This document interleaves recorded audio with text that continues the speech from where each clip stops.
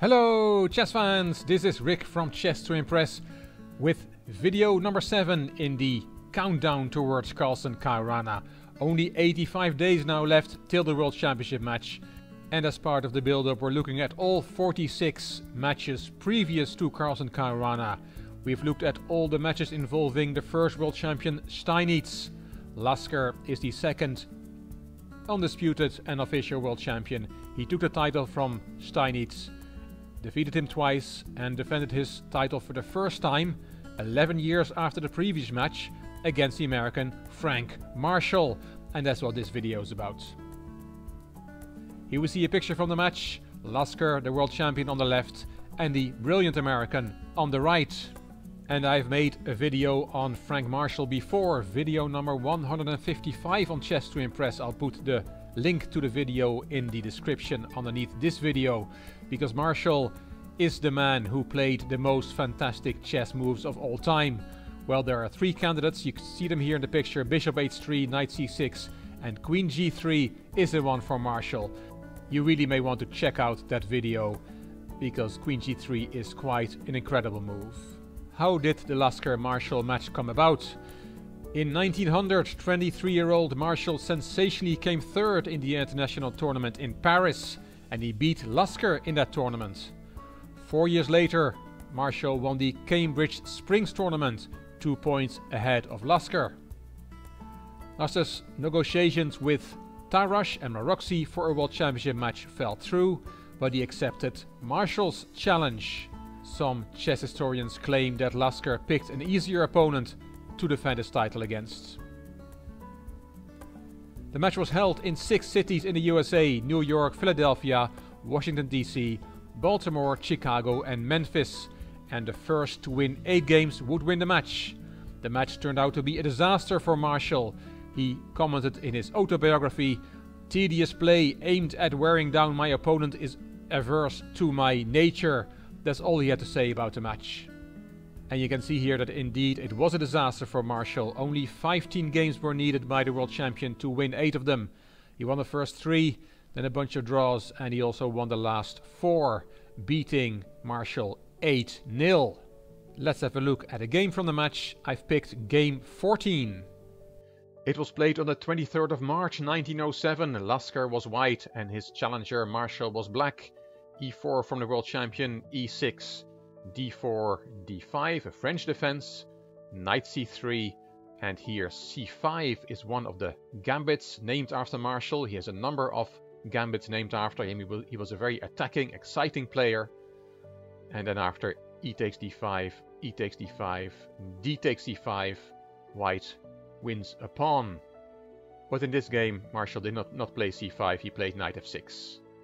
And here bishop g5 is the normal move, or e5 is the other common move, but bishop d3 was played here by Lasker. Very rare.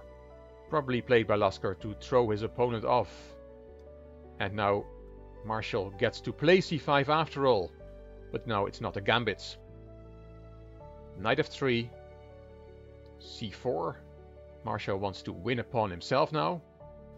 Bishop step back and d takes e4. Winning a pawn. Knight is attacked, knight goes to e5. But white is ahead in development and will also win his pawn back on c4. The move c5, c4 from black was not a great idea. Bishop d6. Lasker castled, and a6. That is not a good move either. Yes, he's threatening to play b5 to hang on to his extra pawn. But of course, white can take on c4 now. Black is behind in development, and then it's not good to make pawn moves. Lasker took with the knight. And h6. Yet another pawn move from Marshall. f3. Lasker wants to open the f-file for his rook. E takes, bishop takes, and now hold on to your hats. This move that we'll see now is quite remarkable for a world championship match, even in 1907. Marshall decides to sacrifice a piece. Bishop takes h2 check. What is this? He must have overlooked that he's not winning a pawn this way.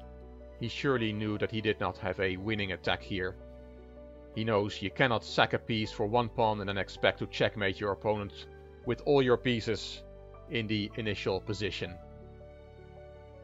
He must have overlooked that after king takes h2, that queen c7 check does not win the piece back because of knight e5.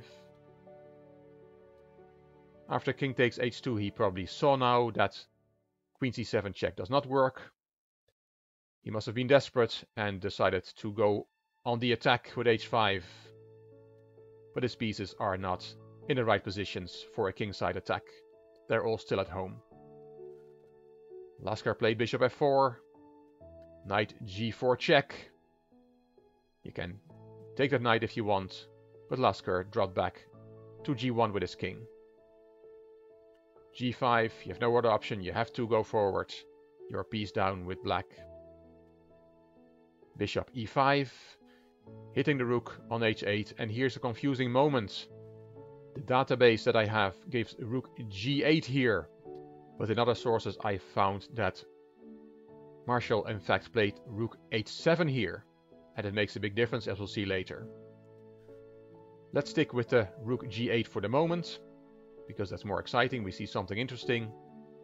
Bishop takes g4 from Lasker, h takes, and knight e4, centralizing the knights.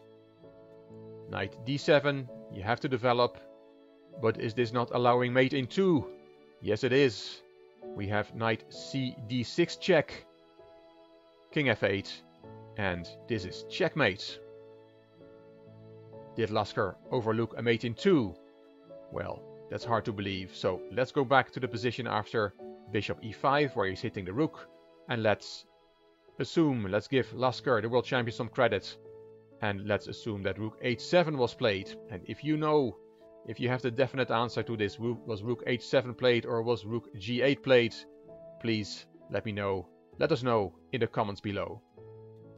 So rook h7, let's assume that move was played, and then bishop takes g4, h takes, knight e4 as we saw, and then developing that knight to d7. There's no mate in 2 now because the rook is protecting the f7 pawn. Queen takes g4 was played by Lasker, there was no mate in 2. Knight takes e5, d takes e5, and of course Marshall could have resigned here with a clear conscience, but he played on probably out of frustration. He played king f8, rook ad1 hitting the queen, queen c7, and after knight f6 Marshall eventually called it a day anyway. He resigned. Black is a full piece down, his queen side is still undeveloped, and white's pieces are all over his king.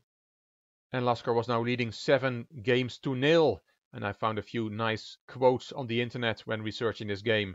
One quote was that after the 14th game the score was even, 7 wins for Lasker and 7 draws for Marshall. Another nice quote was that Marshall's play in this game had a sense of despondency. The match is over, and he knows it. And indeed, there was only one more game in this match. Lasker won game 15 and won the match 8-0. I feel bad having shown such a bad game from Marshall. He was really a great player.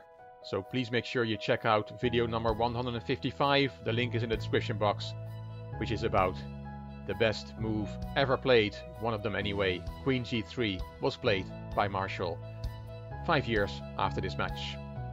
If you enjoyed this video, please give it a thumbs up and please subscribe to the Chess to Impress channel. Please leave a comment, I will read them all and I will reply. You also may want to share this video if you enjoyed the series, if you enjoyed the build up to the Carlsen-Caruana match.